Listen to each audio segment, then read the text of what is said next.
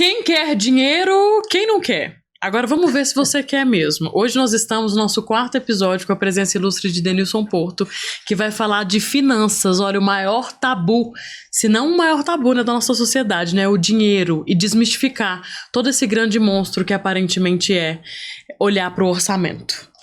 Olhar para o dinheiro não é fácil, né? Porque a gente sabe que existem muitas coisas por trás disso, inclusive crenças. E o Denilson vai falar um pouquinho pra gente sobre isso. Mas antes, se apresente, fala o que você faz, a que veio.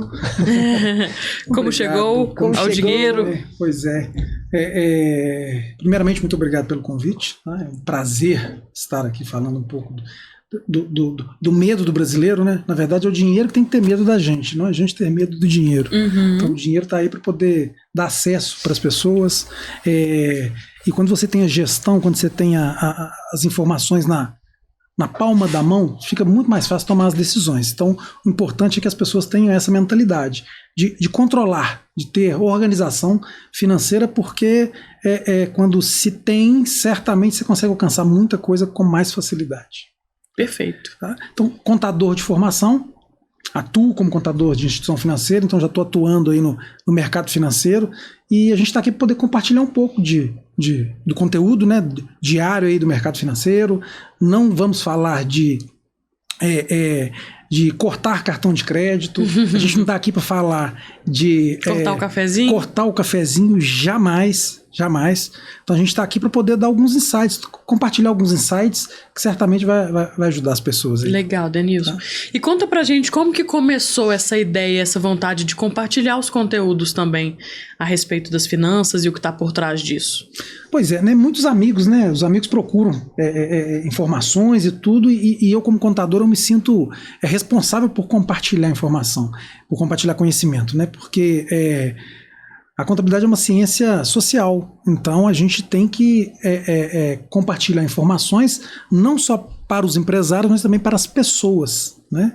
E é tão gratificante quando a gente planta a semente, é tão gratificante, e muitos amigos me procuraram, já me procuram diariamente, então eu também costumo prestar consultoria para determinadas pessoas com muitas dificuldades, e eu percebo muita dificuldade em relação à gestão da informação. Uhum. Então muitos não têm controle financeiro, alguns não montam planilha, não sabem quanto que ganha, não sabem para onde vai o dinheiro, não sabem investir, não têm o hábito de investir. Então e também a gente percebe que muitas vezes tem uma certa relação com vaidade, com a mentalidade onde foi criado, né? Então a pessoa nasceu, foi criado num ambiente de endividamento dos pais, né, de endividamento dos familiares e tudo, e acha aquilo uma normalidade, acha que simplesmente eu nasci assim, né? Eu cresci assim, eu vou morrer assim. Síndrome da Gabriela. Então o meu objetivo é justamente esse, o meu propósito é transformar a vida das pessoas por meio de informação. Então você está me dizendo que existem certos casos, é lógico que a gente não pode generalizar, em que você percebe uma repetição de padrão, de comportamento que vem do seu sistema familiar, que vem das crenças familiares, que às vezes foi ali implantada desde a infância. Como que é isso na prática? Assim? O que você percebe dos seus clientes ou até mesmo amigos, né? Que você tem às vezes um conhecimento um pouco da história de vida daquela pessoa, da história da família daquela pessoa. Como que isso chega para você? Bela pergunta, Raquel. Quando a gente começa a entender a situação da pessoa, a gente meio que faz um trabalho de regressão, né? A gente começa a tentar entender o que levou àquele endividamento. E muitas vezes a pessoa cita, porque meus pais pegavam empréstimo e aí não se preocupavam em pagar porque achavam que a prioridade era outra questão. Uhum. Meu pai não tinha o hábito de anotar nada do que gastava. Meus pais não tinham o hábito de controlar, de fazer um orçamento. Então, olha a importância de você desmistificar algumas certas crenças, né? Porque o fato de ter acontecido com a sua família não significa que você deve levar isso para a sua vida. Uhum. Entendeu? Então, muitas vezes fica preso ao passado, o pai nunca conseguiu adquirir um imóvel, Entendeu? Então eu falo assim, eu também não vou conseguir comprar um imóvel, eu não entendo como que funciona, não entendo de taxa de juros, não entendo disso. Então cria-se um bloqueio sobre as finanças. Entendeu? Então o principal motivo de estar compartilhando isso é porque eu desejo que todo mundo tenha um diagnóstico da sua vida financeira, para saber onde tem que chegar, onde consegue chegar. Então você entende que o dinheiro é bom, que com o dinheiro você pode de fato ter uma vida confortável, ter uma vida mais saudável, né, por assim dizer, e você entende também que você pode quebrar essas crenças, romper essas barreiras para que você possa receber da energia do dinheiro. O dinheiro ele é importantíssimo. Todo mundo tem direito ao acesso a uma boa escola, acesso a uma roupa, conforto, né? a um automóvel. Né? Eu acho que todo mundo tem direito a isso. Só que criou-se uma certa mentalidade ao longo da vida da pessoa que ela cria certos bloqueios, então ela não consegue avançar. Então muitas vezes falta um direcionamento, uma pessoa explicar o que é a diferença de uma poupança para um produto bancário, um CDB, porque não sabe essa diferença de taxa de juros, não sabe organizar um orçamento, não sabe, não entende a facilidade de um financiamento imobiliário. Então vamos entender aqui que existem dívidas controladas e dívidas descontroladas. A dívida ela é importante para a gente ter acesso a determinadas coisas. O que muitas vezes acontece é que a pessoa fala assim, eu não gosto de dever. Dever não é o problema. O problema é quando a dívida fica descontrolada e ela atrapalha totalmente o seu orçamento familiar. E você não consegue avançar, você não consegue ter suas conquistas, você começa a ter problema familiar, problema com a esposa, problema com o marido, né, problema com o cônjuge. As informações não são compartilhadas. Então muitas vezes você arruma um problema até com os filhos, porque o filho quer fazer uma viagem, você não tem planejamento para poder realizar o desejo do filho. Então muitas vezes você traz problemas para dentro de casa quando você não se organiza financeiramente. Então o dinheiro é importante e quem domina o dinheiro somos nós. A gente não pode deixar o dinheiro nos dominar, porque certamente a pessoa vira uma paranoia, né? Fica louco. Por exemplo, tudo na vida é equilíbrio. Então você vai fazer investimentos, mas você também tem que ter consumo, você tem que ter gastos. Então você vai focar lá na sua aposentadoria, mas também você tem que viver o presente. Porque o presente, o próprio nome já fala, é o presente, mas a gente tem que viver com responsabilidade. Então a gente tem que ter esse equilíbrio financeiro para a gente poder atingir novos patamares na nossa vida. Não estou falando em conquistas materiais, não, estou falando em viagens, experiências, né? Que o dinheiro novas experiências. E muitas pessoas não conseguem alcançar essas novas experiências por falta de uma organização financeira. E olha que interessante, Denilson, aqui no podcast nós falamos muito da energia por trás das crenças, né? Como isso é formado, como isso se manifesta, qual que é a diferença de quando isso está muito grudado num padrão familiar, num padrão individual. E é muito legal você trazer essa visão prática de você perceber dentro do assunto da contabilidade, do seu assunto de consultoria de investimentos, que esse padrão emocional, ele é o que está determinando o comportamento no primeiro momento. E aí, assim, quando você percebe que até é como se fosse a engenharia reversa, assim. Na verdade, nós fazemos mais a engenharia reversa, né? Que é olhar a energética por trás disso. Mas quando você vai, através das suas ferramentas, ditando aqui, olha, deixa eu te ensinar esse passo, esse lado, ver o que faz mais sentido pra você, você consegue perceber também essa mudança no geral do emocional, até do alto valor, né? Como a pessoa se enxerga, essa autoimagem dela, e até uma melhora nesse sistema? Com certeza, né? Quando você dá um direcionamento, fica mais fácil da pessoa, era esse caminho que eu deveria ter seguido, né? E olha que dado interessante, como é que a relação do dinheiro, ela também lida muito com vaidade. A gente está com um endividamento assustador. Eu estou falando endividamento aí do total no mercado brasileiro de dívidas contraídas, 12 a 13% está inadimplente. O que significa, né? Isso? É muito.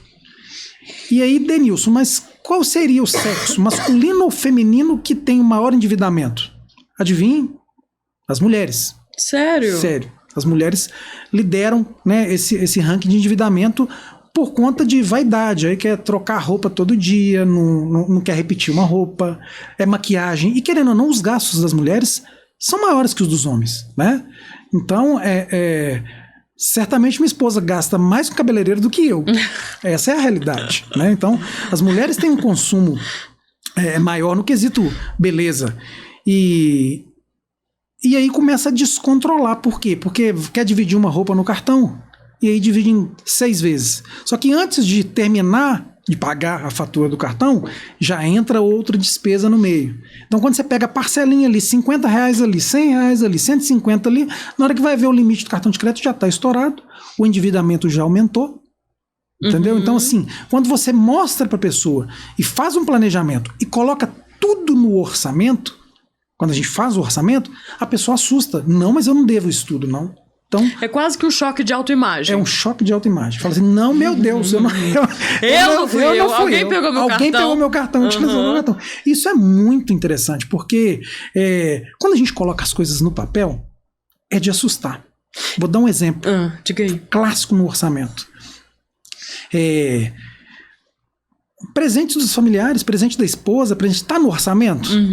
Não tá não. Quando faz o aniversário eu vou lá. Por que você já não faz esse planejamento no orçamento para você ficar mais tranquilo? Então, se você não assusta, né, quando chega a fatura do cartão de crédito, no presente da sua esposa, presente do seu marido. E as compras de Natal foram projetadas?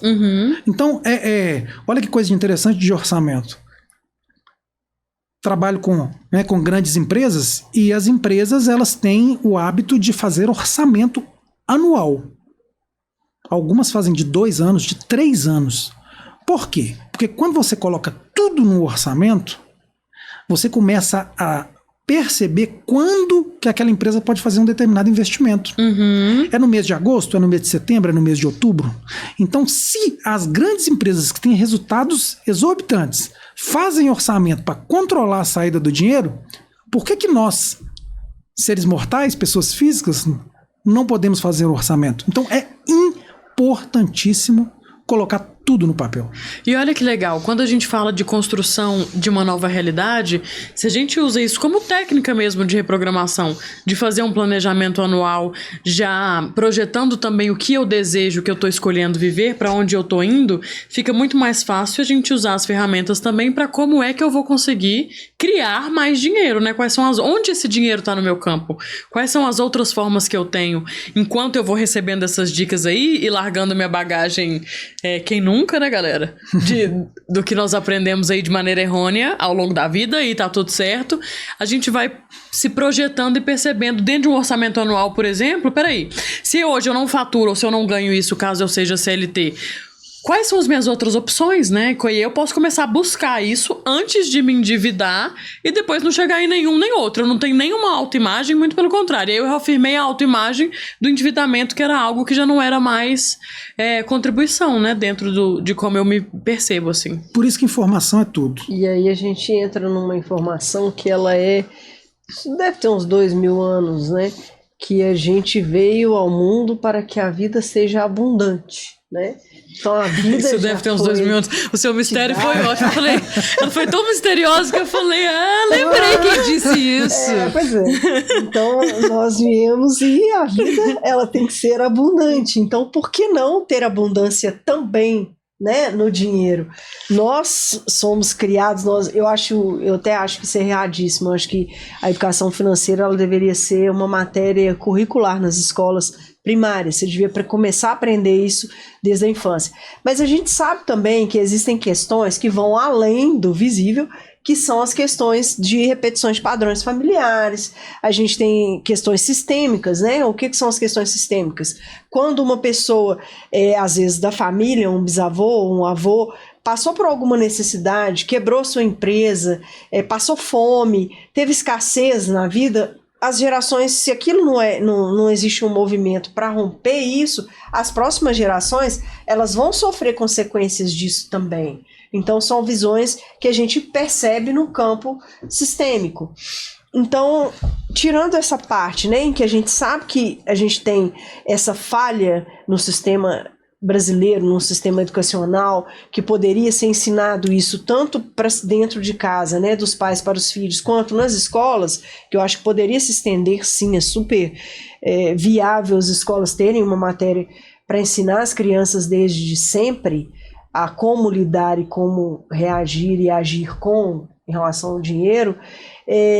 Você trouxe para a gente questões de relacionamentos, por exemplo. Então, famílias às vezes são destruídas, né, e casais se divorciam, não porque aquele casal não está funcionando mais, mas porque em um dado momento eles deixaram que os problemas se tornassem maior em termos de proporção e envolveram o dinheiro nisso. Porque a gente sabe que o dinheiro ele é uma desculpa para tudo. As pessoas, para não olhar para o que deve ser olhado, para as questões pessoais, as questões de relacionamento, questões do seu sistema, elas jogam a culpa no dinheiro. Aí vem as crenças de que o dinheiro não presta, o dinheiro não é bom, rico não é feliz, e que é uma tremenda bobagem. Eu brinco às vezes assim, que eu preferia 1000 vezes ter depressão em Paris do que aqui no Brasil. Entendeu? Eu vou tratar de depressão em Paris. E aí, como que é isso vindo? Porque não adianta falar que profissões, você não é terapeuta, mas acaba que, de certa forma, o cliente sempre vai chegar com uma outra questão para você tratar aquilo ali, e vai chegar e falando, nossa, eu tô desesperado, eu tô com uma dívida enorme, eu tô com uma questão enorme para resolver, me salva. Normalmente é assim, pede salvação, né? Salvação e imediato, né? Imediato. Amanhã. É pra amanhã. Se resolver hoje. Porque eu tô com minha mala pronta já pra viajar. Conta pra gente. E dividido ainda no cartão de crédito, pra endividar mais ainda. Eu rindo aqui, mas ao mesmo tempo lembrando de um passado não tão distante. Que o Axis chegou na minha vida há pouco tempo. E você sabe que o cartão de crédito é seu amigo. Ele é seu amigo. Ele te dá até bônus. Ele te dá bônus. Milhas. Pontos no cartão. Adoro milhas. O cartão de crédito ele é seu aliado. Ele não é seu inimigo. Deixa que as pessoas consigam controlar o cartão de crédito para não juntar 18 parcelas da fatura no cartão de crédito num determinado mês. Então tem que ter esse controle. Já começa o mês com um débito gigantesco. Já começa o mês. Mas o cartão é seu aliado. Então, Raquel, você foi cirúrgica no seu comentário, porque eu atuo como voluntário e eu tenho ido nas escolas da rede municipal e tenho me deparado com algumas perguntas e algumas situações. Primeiro, essa disciplina deveria ser obrigatória e tratada nas escolas, porque a informação não chega. As crianças não têm, os adolescentes eles não têm informação de quanto que a família gasta com água, gasta com luz, gasta com telefonia, gasta com internet, só sabe que está lá à disposição. Mas olha que coisa interessante. E aí, uma metodologia que eu uso com esses adolescentes é fazer um orçamento. E aí a gente começa a abrir a mente das pessoas. Você começa a falar assim, quanto que você acha que sua família gasta de aluguel? Ou paga um financiamento? Quanto que ela acha? Quanto que gasta de água, de luz, de telefonia, de alimentação, de supermercado, de sacolão? Na hora que eu vou falando, são 25 itens que para nós assim, a gente nem percebe, mas são muitos itens. E isso gera alguns questionamentos. Por exemplo, não é isso que a gente gasta. Então olha para você ver que eu tive uma experiência que mexeu um pouco comigo, uma pergunta que um adolescente me fez. Professor, esse cálculo aí está errado. Eu sei que o senhor citou aí água, luz, telefone, tudo isso tem lá em casa. Só que os valores aqui não estou concordando. Mas qual que é o problema? Como que a minha mãe consegue pagar todas essas despesas que estão girando em torno de 2.500 se ela recebe apenas um salário mínimo? Isso mexe com a gente. E aí, e a minha mãe é divorciada, meu pai não ajuda em nada aqui em casa, somos 2 filhos. Aí eu vou explicar o endividamento. Por quê? Se ela recebe um salário mínimo e tem um custo fixo mensal de R$2.300, R$2.500, sim, como que ela soluciona isso? Através do endividamento. Aí faz compra no supermercado dividida em 6 vezes no cartão de crédito. E aí começa a dar soluções para resolver o problema do dia. O problema do dia seguinte é outro problema. Primeiro vão resolver o problema de hoje. Isso é uma armadilha. Isso vira uma armadilha. Porque entra numa bola de neve que não consegue sair do endividamento. E o brasileiro não consegue sair desse endividamento. E aí começa a ter problemas. Saúde mental. Né? E Problemas física, emocionais. né? Porque chega a ficar no físico. Físicas, relacionamento. Então pensa só os filhos pedindo, vamos tomar um sorvete, mãe? E Dói no pai, né? Falar que não tem dói. dinheiro. Entendeu? Então, por isso que o meu propósito é transformar a vida dessas pessoas por meio de informação, de levar informação, levar orçamento. E é curioso que a diretora da escola até pediu também para dar uma palestra para os professores, porque os professores também, né? É porque é o famoso empréstimo que você pega com juros baixos, né? Para quem é servidor público, funcionário público. Consignado. Consignado. Então, os juros é menor e aí eles ficam te oferecendo empréstimo. Eu acho isso um absurdo.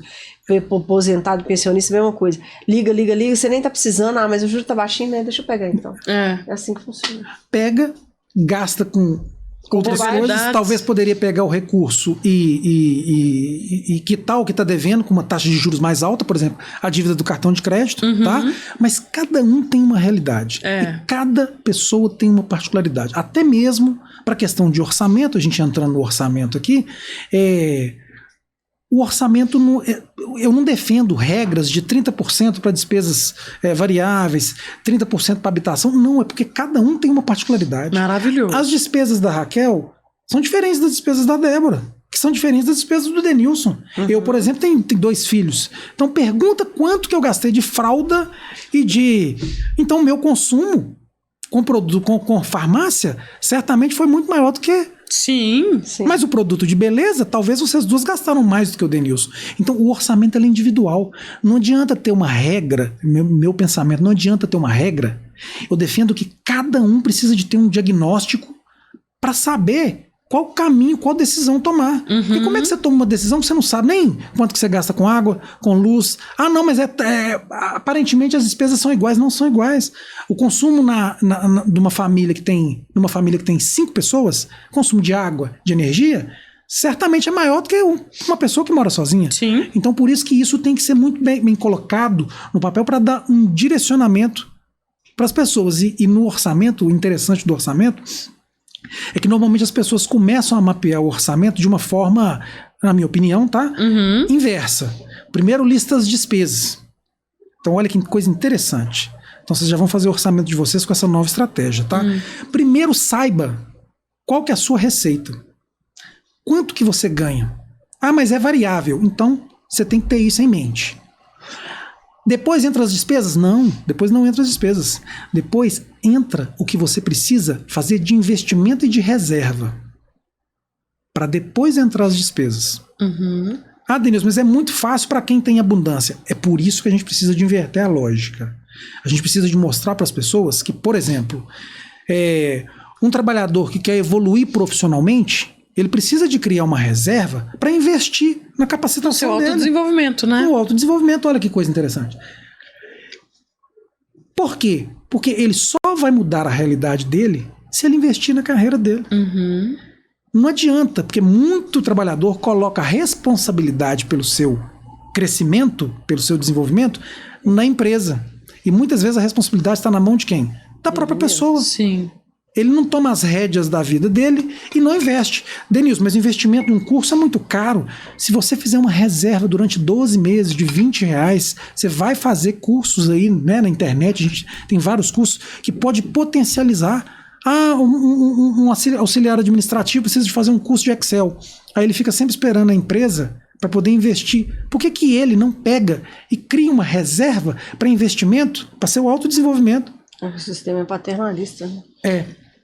Então, por isso que, por exemplo, investimento para previdência, você precisa de fazer uma reserva para aposentadoria. Só que, se você deixa essa linha da reserva lá no final do seu orçamento, o que vai acontecer? Não tem. Nunca sobra. Primeiro as pessoas falam o seguinte: primeiro eu vou gastar, se sobrar, eu vou lá e invisto. Se sobrar, eu guardo. A gente sabe que é dificílimo a realidade do trabalhador brasileiro. Então por isso que eu quero levar informação para as pessoas que precisam de informação, que não tiveram oportunidade de ter acesso a determinada situação. Esse insight do orçamento é uma que muitas pessoas não têm nem ideia. Você quer fazer uma reserva para viagem? Você tem que inverter a lógica. As despesas sempre serão no final. Aí tem gente que não consegue fazer nenhuma viagem, não cria investimento, uma reserva para capacitação, mas sai quinta, sexta, sábado e domingo na balada. E aí coloca a culpa sempre a ninguém me valoriza e a empresa não me valoriza, e sendo que quem tem que tomar as rédeas do seu desenvolvimento é ela mesma. É ela que vai mudar a realidade. Não é a empresa, não é a Débora, não é a Raquel que vai mudar a realidade da pessoa. É ela que precisa de mudar a realidade dela. Então ela tem que pensar a médio e longo prazo. Não pense no curto prazo. Ok? E qual foi o caso mais, assim, marcante que você teve até hoje, que você pode falar assim, não falo de ensinar, né, essa questão financeira, que a gente vai ainda abordar um pouco mais sobre isso, mas aquela situação assim mais marcante que você fala assim, nossa, mas às vezes era uma família que era uma família unida, estruturada, e você sentiu que tinha uma dor, e aí você percebeu algo que você investigou um pouquinho mais do que a sua função, né, que você foi um pouquinho além, ou que a pessoa sentiu uma confiança, uma liberdade, te contou algum caso. Qual foi o mais marcante que você trouxe a transformação, né? Para contar pra gente? Esse foi emblemático, porque... Isso, é esse que a gente gosta. É esse daí que esse foi emblemático. Que a gente quer ouvir. E eu tive que sentar para ouvir. Eu fui procurado, né, por uma pessoa para poder ajudá-lo, né, uma indicação de um amigo. E aí a gente começou a conversar e começou a colocar as coisas no papel. E ele foi colocando, mas sempre no vitimismo. Sempre, eu não consigo fazer isso. Eu não faço isso porque meu pai e minha mãe não me ajudam. Ele começou num vitimismo, uma coisa... E aí ele começou a tomar algumas decisões sem ter informação do todo. E aí não tinha nenhum controle de quanto que gastava, quanto que recebia, não tinha esse controle. E aí ele me veio com uma informação que ele financiou um carro, tem uma renda de R$2.000, e financiou o carro com uma prestação de R$1.600. Uai!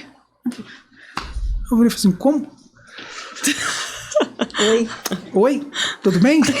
Assim, boa noite, vamos começar de novo. Vamos descer aqui, ó, senta aqui. E é a minha realidade, gente. Isso é comum. Porque ele achava que utilizando esse carro ele poderia ter mais acesso a pessoas, e também poderia fazer um serviço extra dentro da empresa que poderia gerar uma receita. Mas nunca aconteceu. E ele deveria ter pesquisado isso antes. Ele não pesquisou. E aí ele percebeu que desculpa o termo, que ferrou tudo. Ferrada que eu entrei. E aí a financeira na cola, tentando resolver o problema, porque ele começou a atrasar as prestações, não tinha dinheiro. Claro. Como é que não consegue pagar? Não paga. E aí ele falou assim, não, do carro eu não abro mão. E aí mas por que do carro eu não abro mão? Não, porque foi uma conquista que eu esperei durante anos. Ter o meu carro. Oi? Olha pra você ver a vaidade. Aí eu costumo até brincar, em alguns casos, essa questão do orçamento, que as pessoas não colocam no papel, tem a síndrome do Zeca Pagodinho, né? Deixa a vida... Leva eu. E tem outros que tem a síndrome da OLX. Não desapega, não desapega. E aí você tem que mostrar para a pessoa que o caminho não é esse. Você tem que provar para ela que ela precisa de vender. E já tem vários casos, por exemplo, que a pessoa está devendo no cartão de crédito e tem um carro devendo R$10.000 no cartão de crédito, tem um carro de R$50.000. Com juros altíssimos, com juros altíssimos. E você fala com a pessoa, vende esse carro e compra um carro mais barato. Mas a vaidade leva a pessoa pro buraco. Então não abre mão, não desapega do bem. E aí começa a se endividar mais ainda. E esse caso desse menino que jovem, 21 anos, 22 anos, muito jovem. Nunca teve orientação, esse emblemático, e não teve orientação, e a gente vai percebendo que tem uma relação com a família. Sempre. Entendeu? É isso que eu ia perguntar agora. Tem uma dor por trás. Tem uma dor por trás, entendeu? De nunca ter tido um suporte, uma orientação dessa que, não, Denilson, mas ninguém nunca me falou isso. Eu tava pegando dinheiro emprestado e comprando carro, achando que eu ia resolver isso, resolver aquilo. Aí uma confusão de aluguel, que morava na casa de um parente, emprestado o apartamento, e aí ele precisou de sair, e aí ele vai morar dentro do carro, né? A pessoa pensa até... queria. Tem que desapegar. Tem que desapegar. Senão você não vai resolver o seu problema. Impressionante. Isso foi emblemático, porque até mostrar para ele que o caminho... Ele se convenceu tanto daquilo, né? E é muito interessante, né? E é muito interessante porque a gente vê pessoas que realmente chegaram em momentos da vida que deram um salto de fé. Por exemplo, e se fosse o contrário? Se ele tivesse dado esse salto de fé, comprado esse carro e a vida financeira dele, a partir desse carro, ele conhecesse alguém ou conhecesse, começasse a fazer serviço extra e até multiplicasse a renda dele. Só que as pessoas se esquecem de olhar para a raiz do seu emocional, do controle que você tem que ter. Porque pra gente dar esse salto de fé em criar uma nova realidade, em mudar tanto um padrão operacional, um padrão de controle mental, não é do nada, gente. As pessoas, e temos vários exemplos desse aí, de pessoas que saltaram muito assim, mas se você for ver o histórico da pessoa, ela passou um tempo organizando a casa, até ela estar robusta o suficiente pra para fazer esse investimento, né? De uma maneira muito extensa, não é assim, como o Denilson falou, assim, com a cabeça aqui, que as coisas se concretizam, né? E não é fácil tomar as decisões, né? As pessoas não desapegam, não querem tomar... não querem fazer o que tem que ser feito. Não querem fazer o que tem que ser feito, né? Precisa de resolver? Vamos resolver. Entendeu? Elas então, preferem entrar no vitimismo, preferem ficar nas lamentações, nas dores, do que olhar para o problema e falar, não, então tá, o problema tá aqui... E problema é para ser resolvido, né? Desafio chama problema. Estar vivo. Então vamos lá. Tá ali o problema. Como que eu faço para resolver esse aqui de uma forma mais leve? Para que isso não continue gerando danos, porque aí a gente tem, aqui nesse caso concreto mesmo que se trouxe, a gente tem o dano patrimonial, porque ele não tinha mais condição de manter aquele bem, estava pegado àquilo, mesmo sabendo que não tinha como manter aquilo ali. E tem o dano de origem emocional. O que ele está querendo suprir com aquilo ali? Porque ele esconde uma dor. Qual que é a dor dele? É uma dor familiar? É uma dor de rejeição? É uma falta? É uma exigência que ele tem às vezes dos pais por algo que os pais não deram, sendo que na verdade a única coisa que os pais precisam dar para os filhos é a vida. O resto, eles têm que trilhar o próprio caminho. Conquistar, né? Tem que conquistar. E isso é um pensamento que a gente tem muito equivocado, de que os pais têm que fazer tudo pelos filhos. Não tem. Eles depois vai para a empresa esperando que a empresa seja faça o seu pai. a mesma coisa. Então aí vai refletindo, é uma cadeia, né? Vai refletindo nas outras coisas também. Então, quando as pessoas entenderem que a única coisa que os pais têm que fazer, e dói, é difícil, mas é verdade, é dar a vida. A partir do momento que eles deram a vida, você já está aqui, você pode transformar toda a sua realidade, você pode criar, você pode modificar. Tanto que existem pessoas, e hoje em dia na internet a gente tem relatos disso constantes, de que vieram do nada e hoje estão milionários. Eu costumo, de vez em quando, até forte a fala, mas ela é verdadeira. A culpa é sempre nossa. Sempre. O lugar que você consegue atingir na sua vida profissional, na sua vida pessoal, nas suas finanças, a culpa é sempre a culpa no bom sentido da palavra. A responsabilidade, né? A responsabilidade é sempre nossa. Sempre. Nós somos os criadores da nossa vida. Então, isso que você falou, Raquel, perfeito, é isso mesmo. As pessoas criam uma certa... talvez um pensamento de que a carência que eu tive, talvez no início, né, com os pais e tudo, eu preciso de resolver isso agora. Então agora eu vou comprar o carro, eu vou resolver e não mede as consequências. E de fato gera um prazer momentâneo, né? Sim. Então, da mesma forma que se você falar assim, não, tô super mal, vou ali comer um bolo, o doce vai te gerar um prazer momentâneo. Ah, mas eu tô obesa, aí eu falo de mim, né? Especificamente, tô gordinha, tô cheinha, tô acima do peso. Tá, mas aí aquele prazer momentâneo... Não está, Raquel. Ele vai... Grave, não está. Ele vai suprir aquela dor minha, assim... Então para suprir, para ter aquele prazer, eu tô disposta a pagar o preço. Só que aí depois o preço se torna muito maior do que o preço da tortinha do bolo ali, né? Você sabe, tem uma brincadeira, desculpa, Débora. Diga. Onde que as pessoas endividadas sentem mais prazer? Na compra. No shopping. Entendeu? Porque alivia. Ela vai, efetua a compra e tem aquela sempre, aí eu mereço. Né? Não. Né? Só se vive uma vez. Só se vive uma vez. Eu costumo falar isso nas palestras. Foi boa. Só se vive uma vez. Tem a tarja que eu coloco no slide. Só se vive uma vez. Depois a gente vê quantas vezes meu pai ainda fez assim. Depois a gente vê, pede pra trazer. Falamos 2. Agora tem a terceira que é só mais uma parcelinha. Nossa Senhora. Tomem cuidado, entendeu? Então, assim, quem tá... É uma brincadeira séria. É, brincadeira séria. Porque muitas vezes é um problema emocional. A pessoa está passando por um problema e tem um refúgio, que é a entrada do shopping, e entra... E todos aqueles estímulos, né, das lojas. Os gatilhos mentais. Os gatilhos são assustador, porque, querendo ou não, o mercado vive de vendas, né? Não tem nenhuma empresa que sobrevive sem vendas. Toda empresa. Então, a estratégia de vendas, muitas vezes, pega uma pessoa frágil. Uma pessoa que não está precisando nem da roupa, mas tem um desconto de 70% à vista. Só que o à vista divide no cartão, tá? Aí ela entra isso aí, e faz o que mais vê. Não, à vista é tanto, mas se você quiser parcelar, não tem problema não. Parcelinha. Então, assim, é desafiador a gente no mercado, né, na sociedade consumista, a gente controlar isso. É desafiador. Eu tenho filhos, eu tenho esposa, eu sou consumidor. Eu sei como que é desafiador. Mas a pessoa tem que encarar a realidade. Quando ela encara a realidade, não, o salário é R$1.500, R$2.000, eu preciso de tentar me organizar, que é desafiador. Hoje, a gente vê supermercado, como que tá, né? As coisas estão, cada dia que passa, a inflação tá comendo o poder de compra da população, é desafiador. Então, eu entendo e eu tenho que, pelo menos, tentar plantar uma semente na cabeça das pessoas.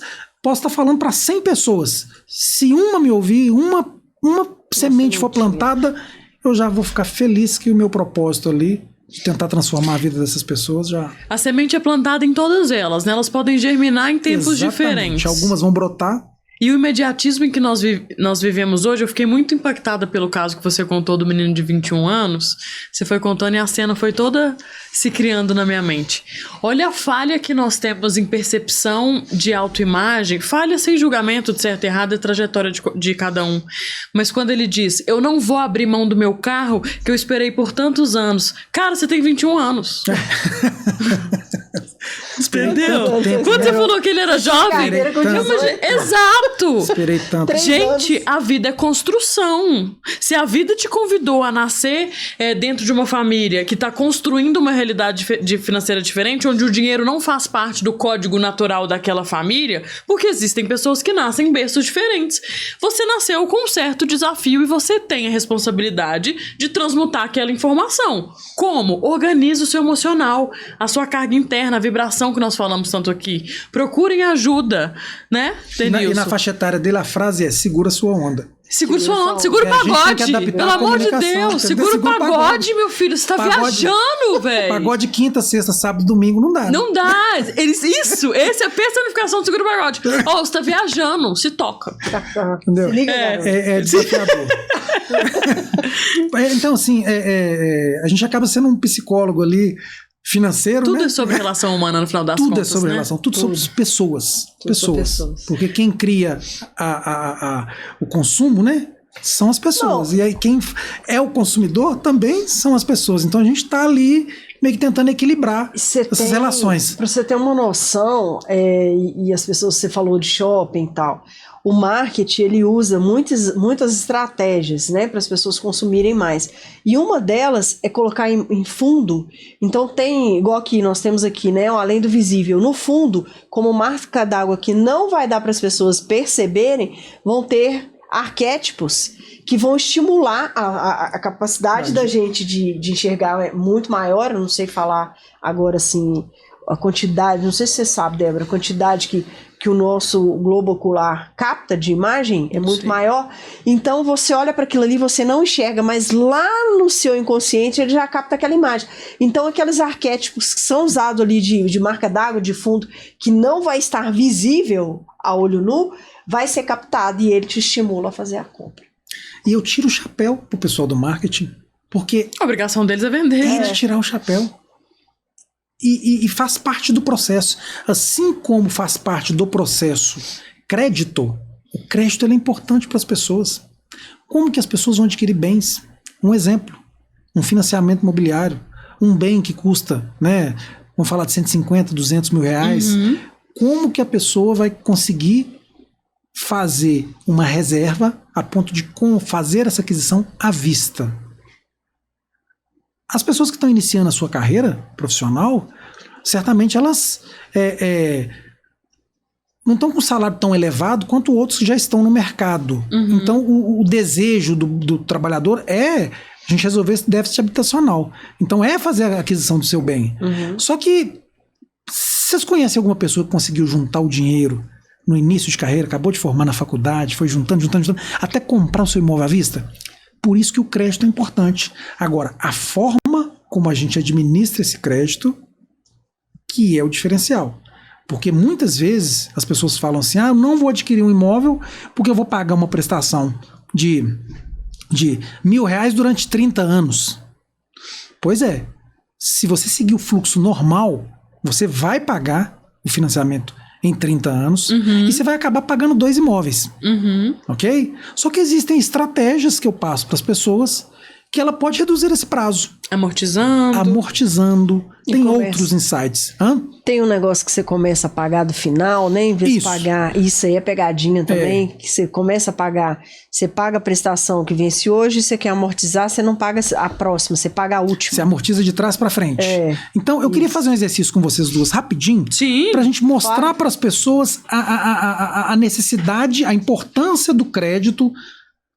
E aí pedir a produção aqui para poder pegar um papel e uma caneta para as duas.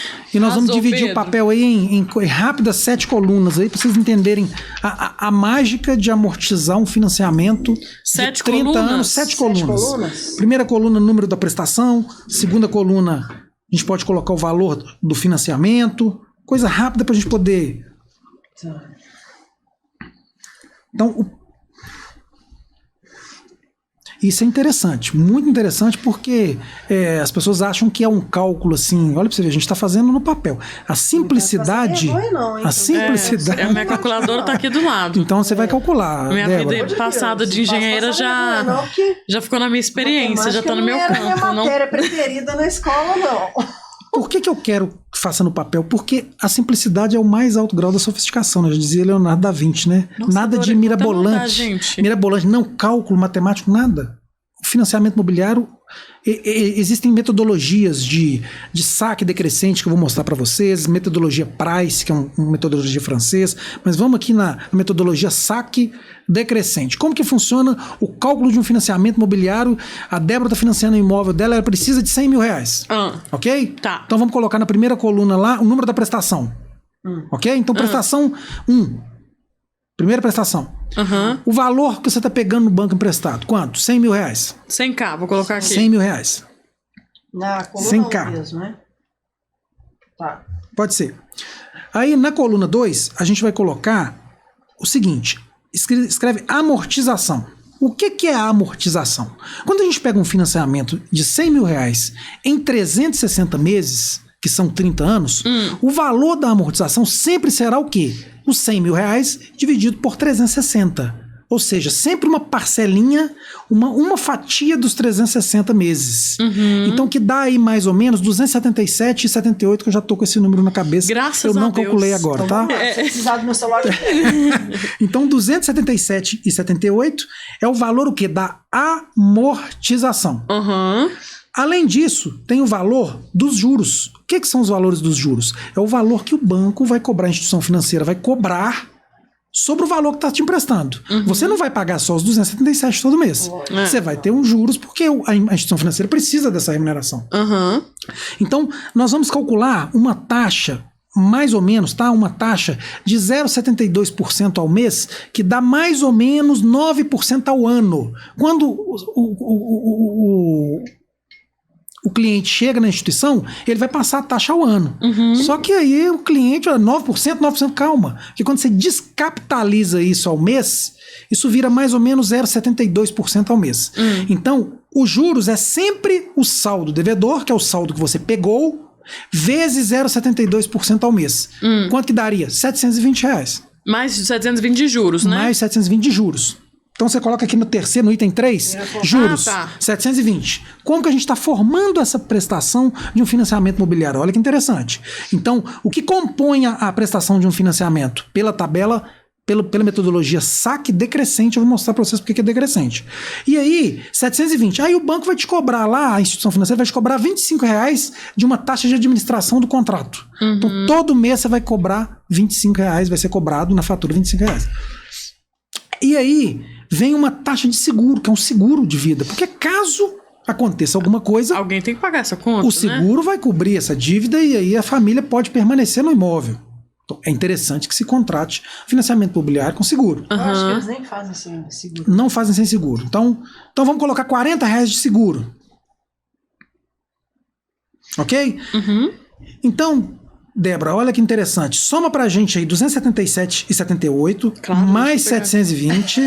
Somos sim, só um minuto. Aí eu vou te falar qual que é a prestação de um financiamento de R$100.000. Mais 720, mais 25 da minha taxa, mais 40 do meu seguro. 1.062,78. Então, o valor da Aqui na prestação... minha 6, né? Então o valor da prestação mensal é 1.066.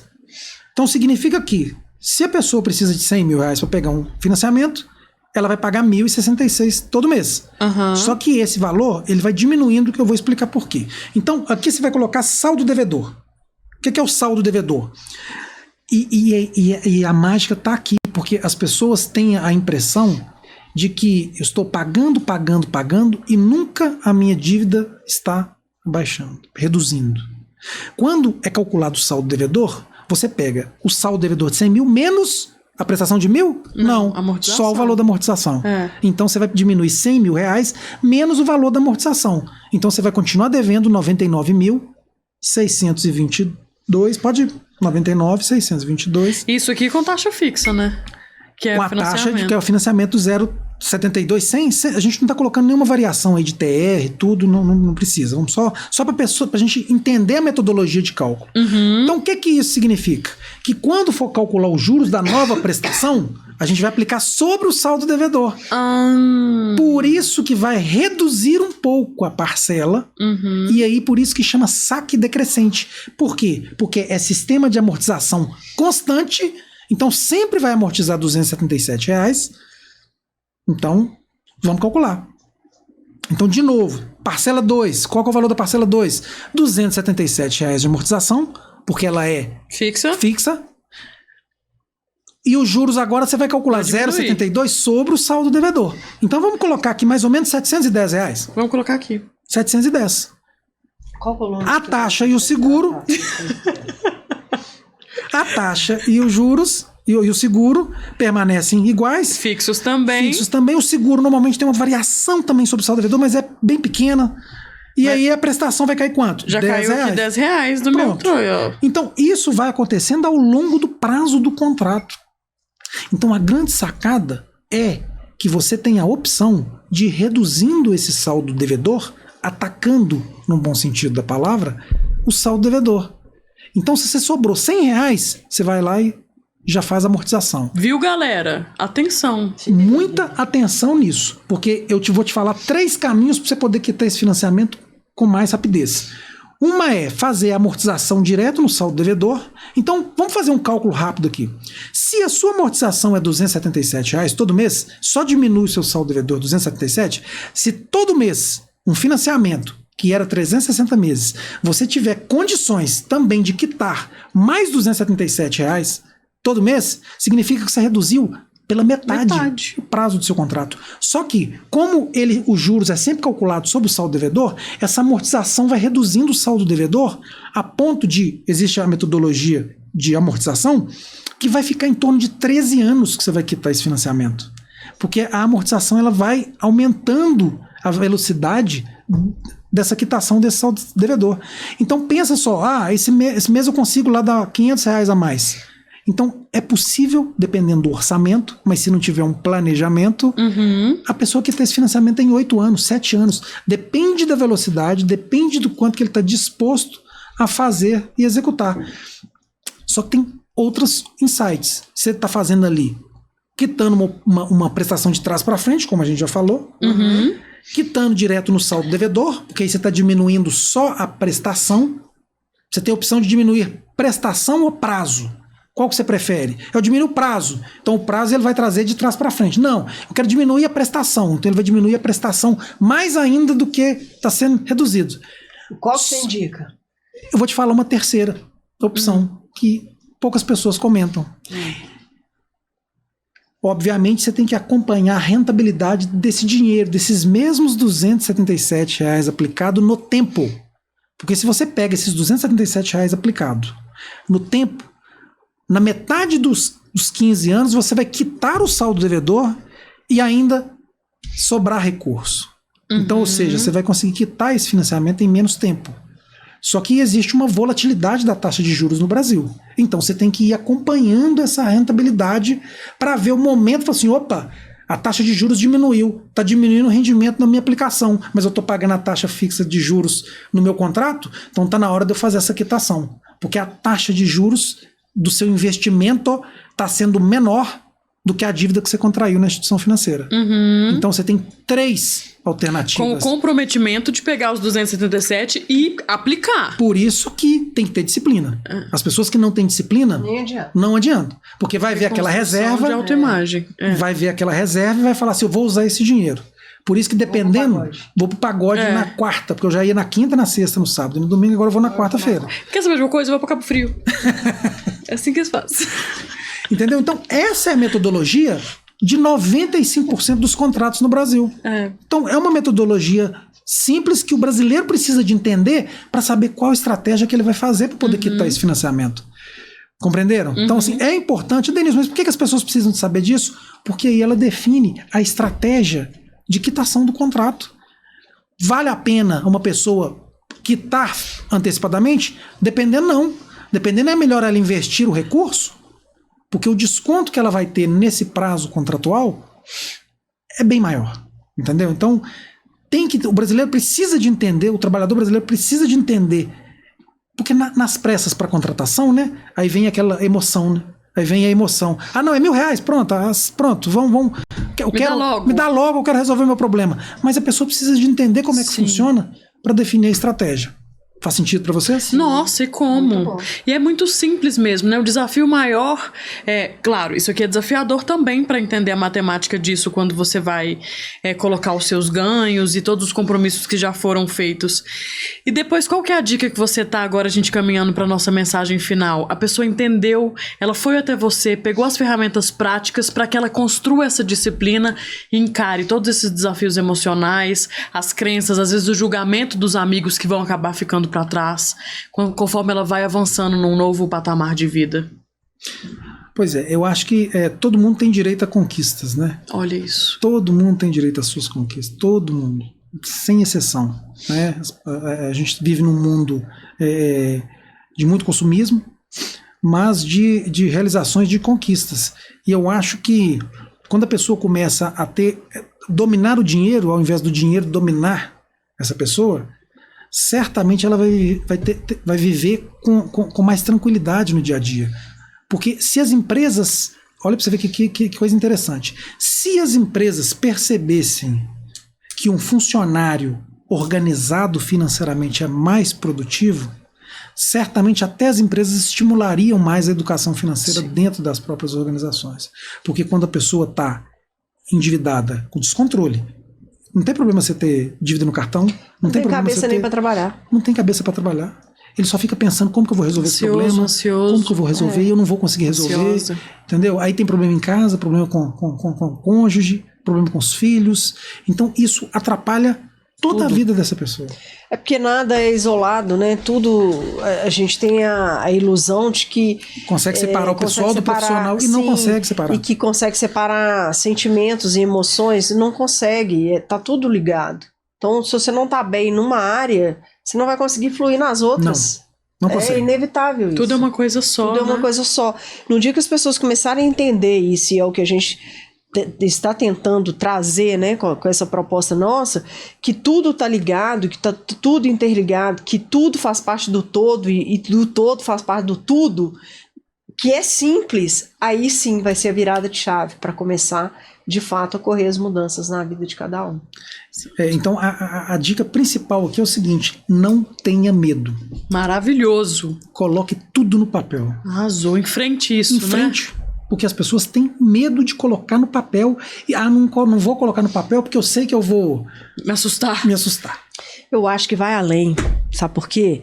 Elas não têm coragem de olhar para aquela dor que gerou aquilo ali. Isso. Então, aí, igual a gente está falando, não é isolado, né? As coisas, tudo faz parte. Então, se você está com um descontrole financeiro e ele foi gerado porque você teve uma carência afetiva de seus pais e você está com alguma exigência, você está querendo alguma coisa além da vida que lhe foi dada, ou por alguma outra emoção e você não olhou para aquela emoção e você fez com que aquilo virasse uma bola de neve refletindo no endividamento porque você teve a ilusão de que a vida inteira, em apenas 3 anos de vida, né, da carteira até os 21 anos de idade, você teria sonhado com aquele bem, mas você não teve a condição e a estrutura para sustentar aquele passo que você deu, que foi maior do que as suas pernas, você se vê todo emaranhado.